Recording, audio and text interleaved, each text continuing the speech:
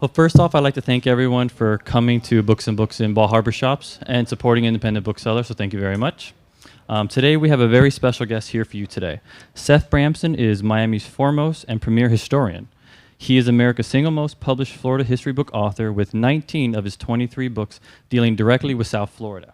He is here today to discuss his book, Surfside. Please welcome me in joining Mr. Seth Bramson.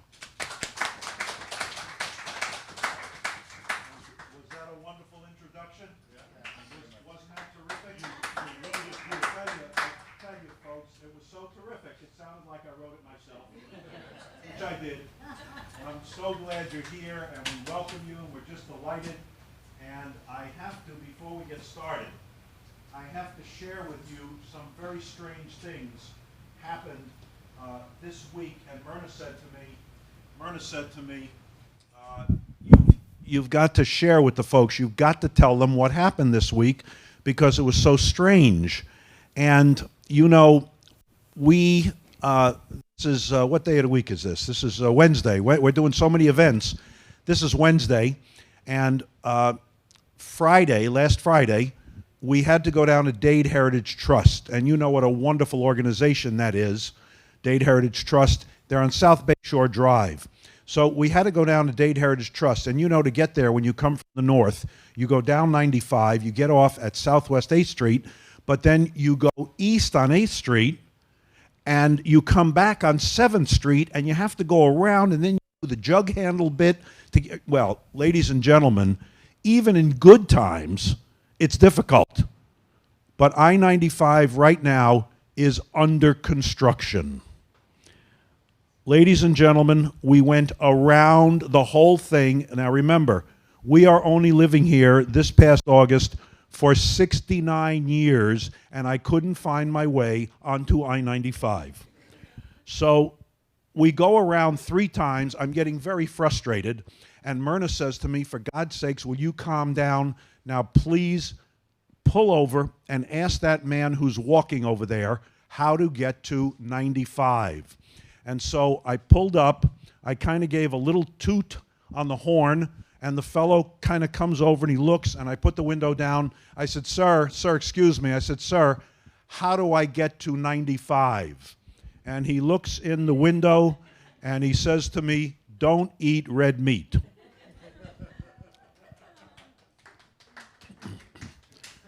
Anyway, I told you it's been a very strange week. That was on Friday. Saturday, now ladies especially, I know that some of you are in high rises. But if you're in a private home, do not open your door to anybody unless you absolutely know that person. Do not open your door. Now, I want to tell you that I violated my own rule because on Saturday, this doorbell rings, the door gets knocked on, I go to the window, and there is this very nicely dressed young man in a shirt and a tie and very clean-cut looking. I opened the window and I said, yes, young man, can I help you? And he said to me, I'm Jehovah's Witness, and I'd like to share the word with you. You know, folks, I violated my own rule. He was so clean-cut, so nice-looking. I opened the door. I said, come on in. And I took him to our table in the dining room. Myrna was so wonderful as usual. She makes us coffee. She brings us over cookies. We had a lovely little visit. And then I said, now, young man, what would you like to talk about? And he says to me, sir, I don't have the slightest damn idea. Nobody ever opened the door for me before. So it was an interesting last few days. But, you know, those are wonderful stories, but that's not why we're here tonight. We're here tonight so that I can tell you possibly one of the greatest stories in the history of Dade County. And this book, by the way, is the first book individually on any of the, quote, smaller villages, towns, or cities in Dade County. Now, of course, we had our 33154 book, but that was Bal Harbour, Bay Harbor, Indian Creek Village, and Surfside.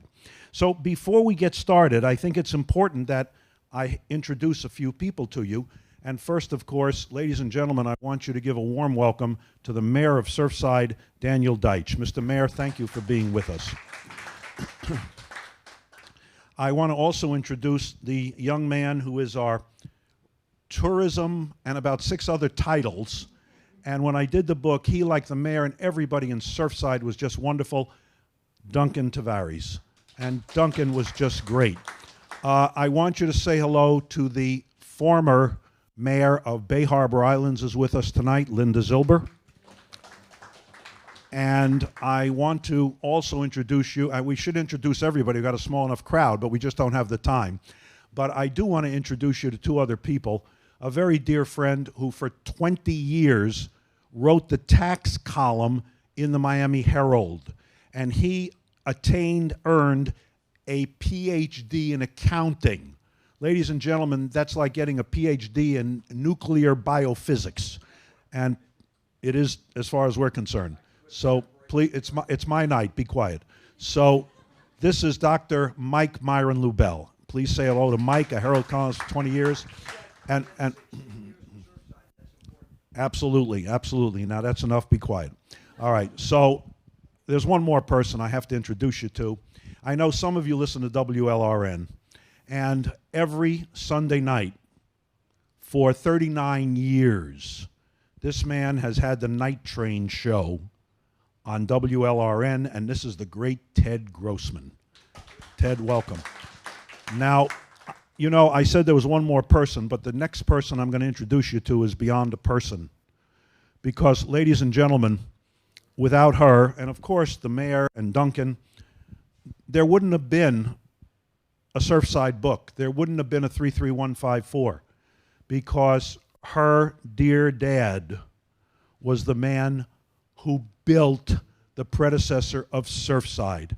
She is a living legend, truly, and I want you to say hello to our dear friend, June Levy-Neubauer. We're so glad you're all here, truly. But you know, folks, this is an incredible story. And this story of this great and wonderful little town does not actually begin in this great and wonderful little town. It actually begins with a wooden bridge called the Collins Bridge. And you say, Seth, how can that be? Because the Collins Bridge finally reached the point, circa 1920, somewhere in there, at which it was just absolutely no longer viable. So around 24, we get a couple comes in, not married, they're cousins. And Ellen Spears Harris and her cousin from Tennessee, Hugh Anderson, decide that they're going to buy the Collins Bridge. And so what do? They rip it out and they put in a little causeway, which you know is the Venetian Causeway. And they build the wonderful residential islands on the Venetian Causeway. The only island in the bay at that time that was natural was Bull Island. Bull Island, what's that, Seth? Well, it's today called Belle Isle. And that was the only natural island at the time. So what does this have to do with everything? Because what happens is, after they finish the causeway, they move up further north. And they buy from 87th Street in Miami all the way north to 121st Street, and then other pieces north of that. And it is just incredible, the size of what they bought. And they buy it under the name the Shoreland Company. And then their next task in their minds, remember, this is the great Florida boom of the 1920s. They decide that they're going to build something they call the Mid-Bay Causeway. And if you will join us on Friday night, the Miami Shores Fine Arts Commission is having, the first time ever, a marvelous historic photo display. We've never done that before in Miami Shores. And this will be 6:30 at the Brockway Library, 100th Street and Northeast 2nd Avenue. And if you're able to, please join us, because you will see the Shoreland Company stuff. Now, what did the Shoreland Company plan? And you'll see it on the map we have there. They planned a Mid-Bay Causeway. And that Mid-Bay Causeway was to go right up the middle of the bay. Thank goodness it was never built, right? With residential islands until they got to the very last island. And the very last island was going to be a 600-acre island, which was going to be the recreation island, which was going to be called Miami Shores Island. Was one small problem. the 5 terrible events of 1926 broke the boom, and comes the bust. And with the bust comes the bankruptcies. The bankruptcies of Mr. Merrick, the bankruptcies of the Shoreland Company. Harvey Baker Graves, who built Sunny Isles Beach, did not go bankrupt, but he just left. He went back to Rochester. Our good friends at Fulford by the Sea, now North Miami Beach, went bankrupt. So what happened? What happened was that a few people moved on to the only half-completed island of 300 acres. And time moves on, as we know. And in 1930, a group of people, most of whom lived on Miami Beach, decide that they are going to build a private club. And they call that club the Surf Club. Now, how did we get there? Well, we got there because in 1900, a fellow by the name of Henri Levy decided that he had had enough of the anti-Semitism in France. And he moved to America. And by the way, June will, believe me, step in if I say anything wrong. And he moved to Cincinnati. And he went into the movie theater business. I know he did some other things, but briefly, he went into the movie theater business, brand new at that time. And eventually, he met this gorgeous woman by the name of Rose, and he married Rose, and they had 2 beautiful little girls, Clemence and June. And by 1922, the weather had gotten so brutal in Cincinnati in the winters that he picked up and moved first to Miami for a short time and then over to Miami Beach. And eventually, he would build the house that is still there, the Coral Rock House, we call it, just south of Miami Beach Old City Hall, the former City Hall, on Washington Avenue. And June grew up there. She went to Miami Beach High, as a number of us did. I'm not going to ask any of you to tell us what years. Don't worry about that. And so it was wonderful. Now, there are stories that supposedly Mr. Levy wanted to buy property from Carl Fisher. And the stories go supposedly that, well, he was Jewish, so Fisher wouldn't sell him the land. Now, there's a lot of stories back and forth, and I remind you that I say to my students that there's no such thing, is there, ladies, as being slightly pregnant? You can't be slightly pregnant, can you? Well, you know, you can't be slightly anti-Semitic either. You're either an anti-Semite or you're not. Well, guess what? Carl Fisher was slightly anti-Semitic because the great and famous stories of his hotels, certain Jewish people weren't allowed and certain were welcome, like the first Jewish governor of New York State, Herbert Lehman.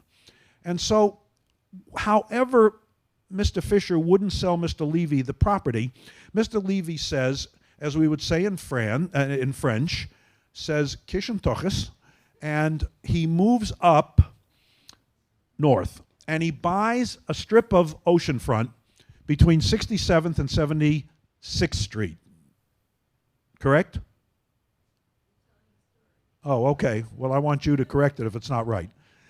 And then he goes further north, and he buys a big piece of property from, I don't even think that it had a street sign yet, but he buys a big piece of property from 87th Terrace to 90th Street, from the ocean to the bay.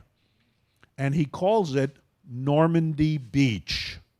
Then he names the property further south, Normandy Beach South.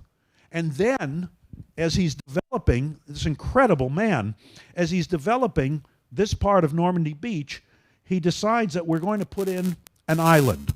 And that island, and we have a wonderful regular discussion in Surfside about it, is either Biscaya Island or Isle of Biscaya. It doesn't matter. All that matters is that he put it in, and the original plan was to have a bridge at this side of the island, which was never put in, and the mayor likes that it was never done. And so as he's developing that, you have to understand what an incredible man Mr. Levy was, along with his wife, Rose. Ladies and gentlemen, you may not be aware, but it was Henry Levy, with Rose's assistance, that built Normandy Isle. And in addition to building Normandy Isle, he was also able to convince the county and the state that one of the most important things they need to do, and I showed June when we dedicated the fountain to Mr. Levy, we had the reopening of the fountain, I showed June several Normandy Isle postcards that she had never seen, including the one that showed the original bridge coming over, which was a drawing but had not been built. It was Henry Levy who convinced the state, the county, the cities to build what we today call the 79th Street or JFK Causeway. And so he begins to develop, he plots it out. We should mention that he bought it from the Tatum brothers. And remember that that was part of the Altos Del Mar subdivision. And he bought it from the Tatum brothers. He begins to develop. And again, we go back to 1930. The club opens. Mr. Levy, unhappily, passes away from something very similar to what the great developer of Miami Springs died from. You know his name, Glenn Curtis. And it was something internal that today nobody would die from. But it was a different time and a different world. And so Mr. Levy passes away, and eventually Miami Beach begins making noises. You know, it would be awfully good if we annex all the way up to 96th Street. And you know, it's funny because the folks at the surf club didn't like that idea, even though most of them lived on Miami Beach. And so they decided that they were going to incorporate their own town from 87th Terrace to 96th Street, from the ocean to the bay. And borrowing $28,500, they incorporated. Now, what they did, though, was very interesting because the mayor was showing me where Veterans Park now is, but the original name of Veterans Park was to be Clemence and June Levy Park. And so what happens is that as the town is incorporated, Mr. Levy had given a number of names. He had laid out some streets from First to whatever, I don't remember. But when the new town came into existence, they decided that other than Bay Drive, they were going to change the names. Remember, the numbers were already in place going this way, but I think it was Mr. Levy who had numbered the streets from east to west, if I remember correctly, in Surfside. And so the town keeps Collins Avenue, keeps Harding Avenue, but then names them. They decide they're going to be very erudite, very scholarly, and so we're going to name them after great authors and poets. And so what do we have? We have Abbott, Byron, Carlyle, Dickens, Emerson, Froude, Garland, Hawthorne, and Irving. Can you say that 6 times quickly? All right. So we begin the development of this wonderful town. Now, here we are incorporating in 1935. But 2 years later, the town council decides that, you know, that island, which was going to be Miami Shores Island, which was going to be reached by a great causeway, turn off your phones, please, which was going to be reached by a great causeway, which was going to be called the Miami Shores Causeway, reached by a grand concourse. There's a grand concourse in the shores, but it's not the same grand concourse. And they're talking at council meetings, we're going to incorporate that 300-acre island. Remember, it was going to be 600 acres, and when the bust came, they stopped, and they stopped at 300 acres. That's why the island appears to be incomplete and misshapen if you look at aerial views. And so what they decided on the island was that, you know, we're not sure we want to be incorporated by Surfside. You know, the state had a very, you know, this state has very funny laws, and they change relatively frequently. But one of the laws at the time was very interesting. It said that any group of 25 registered voters living, these 2 words, you'll love it, relatively contiguously, well, in other words, close by, can incorporate a municipality. And so in 1937, we have the incorporation of Indian Village. And that's when it comes into existence. Now, let me share something else with you, though. You know that we're aware of the early years of Bal Harbour. We're aware that there were deed restrictions in many other places, not just in Bal Harbour. Bal Harbour was totally restricted. And I have had people say to me, oh yeah, well, Indian Creek Village was restricted. Well, let me answer that. Folks, I was brought in by the club and asked to do the history of the club. For better or for worse, I was given a couple of additional classes. I couldn't complete it, but in working on that history, I was able to see the charters of Bath and Surf and even Riviera and Lagorce, and they were very clear that no person of Semitic origin, no Jews, no Arabs, could become a member. It did not say that in the Indian Creek Club charter. It said very clearly was you must be white Anglo-Saxon and of good character. It said nothing about religious restrictions. And one of the founders of the club, Mr. Gould, was Jewish. So just so that you know that for the future, because we have the names of all the original founders. And so the town begins to develop little by little. And as many of us are aware, and I want you to be aware if you're not, just like the U.S. Army Air Corps took Miami Beach, they then took the Surfside beachfront. Remember, what you're seeing here was not there at World War II. So they took the beachfront and they used it for rifle practice, calisthenics, and that was going on throughout much of the war. The war comes to an end.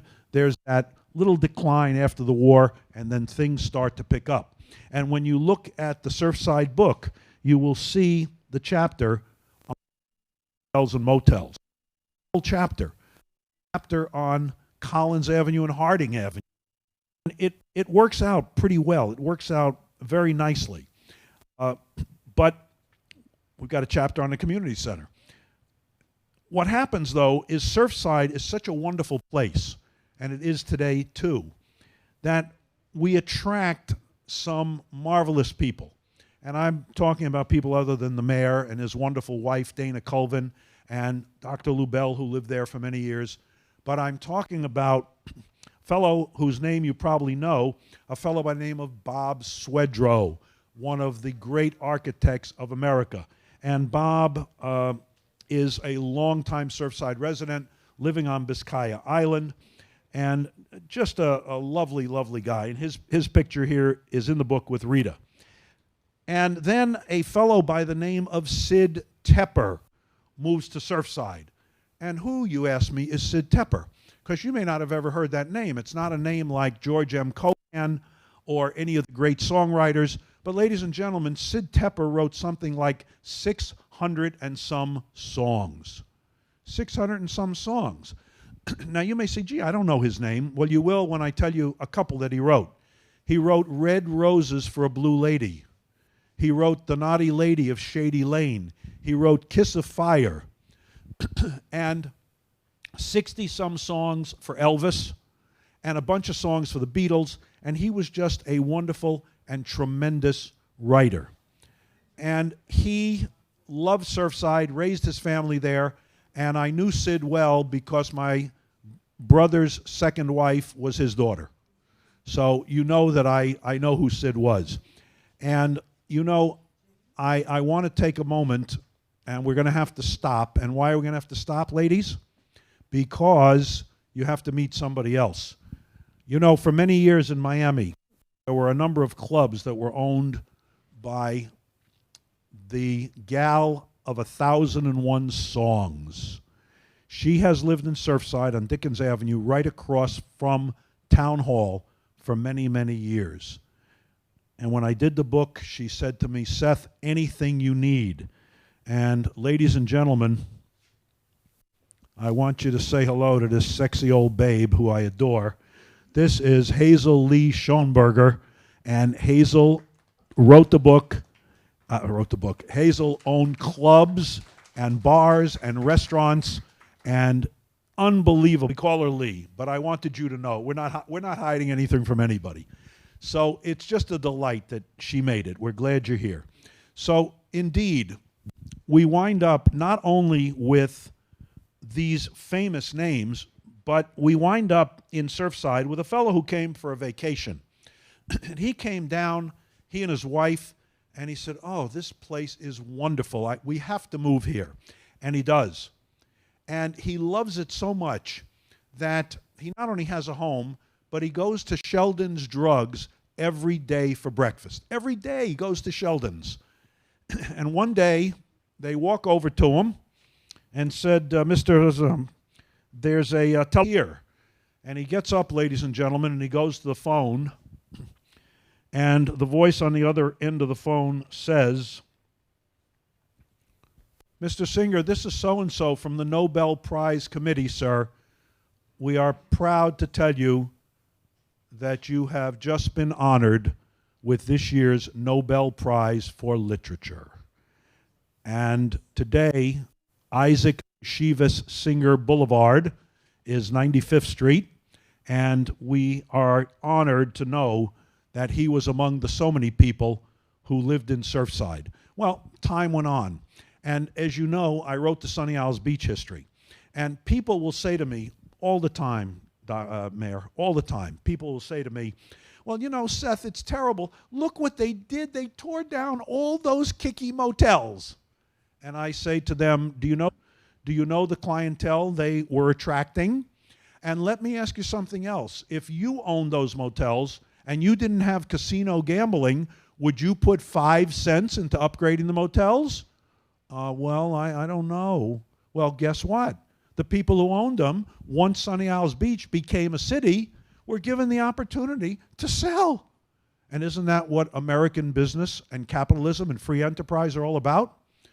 And yes, the little town of Surfside changed. I know I have people say, "Oh yeah, but Seth, those kicky little motels, oh my goodness, they were wonderful." Well, yes, they were, folks. But for God's sakes, some of them had reached a point where they were, 70 years old? And they were deteriorating. And so the town, are we now commission? Commission. The council and then commission decided that, look, you know, we don't want to raise our residents' taxes. How do we avoid raising our residents' taxes? We have larger buildings that'll bring in a great deal more revenue. And so, indeed, the changes occurred in Surfside. The surf club was purchased, and it is going to be magnificent. And before anybody complains, "Oh, yeah, but it was so yeah, but wait a minute. For the first time in its history, ladies and gentlemen, the surf club will be open to the public." And so, indeed, to me, the changes have been so wonderful. And, you know, I walk on Harding Avenue. As I said, there's a chapter titled Collins Avenue and Harding Avenue. And I look at the wonderful stores, and I look at the jewelry stores, and I look at the clothing stores, and the marvelous restaurants. And unfortunately, one of our shopkeepers was here. She picked up a book. She couldn't stay. And Loli is just wonderful, from Carousel Barbershop. That's the oldest barbershop in Surfside. And that's Dr. Lubell's barbershop. Good. Wonderful. Go get a haircut, doctor. And so, indeed, ladies and gentlemen, we have a recreation department that's marvelous. We have an ethical city administration and staff that not only is at the highest level of ethics, but a mayor, a manager, and department heads who insist on absolute courtesy to and respect for our residents. There is so much more that I could tell you, but I don't want to keep you here too long, and we want to leave time for questions. So, ladies and gentlemen, as I like to say, unaccustomed as I am to public speaking, I will be delighted to answer any questions about Surfside or what we talked about tonight that you may have. Dr. Lubell. You made reference to Sheldon's drugstore. I know that's what it was in recent, but it was Caston drugstore when I grew up. Absolutely. You know, part of the problem is, remember, we had an Epicure Hostess Pantry in Surfside. We had the gas station on the corner of 94th and Harding. We had the gas station there. We could, what many of you may not know, and you and Duncan may not know it, Mr. Mayor, for many years, the German consulate in Miami was in the Trevi building. They had the whole third floor.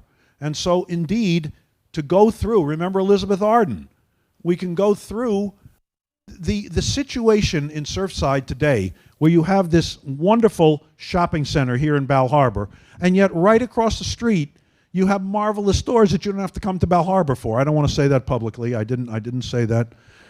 I don't want Stanley Whitman to get upset with me, and we love Stanley. But let's face it, it's a great town. It's a great place to live. It's a great place to have a business. It's a great place to raise a family. And it's a great and safe environment. So, ladies and gentlemen, thank you all so very much. Thank you. Thank you. Thank you. Thank you. And yes, and then let me just say one thing, Doctor. There's a table right around the corner. If you would like to purchase a book, you go up to the counter. Mark will take care of it for you, and his wonderful colleague, and then you just come over, and people say to me, Seth, will you sign my book? And the answer is no.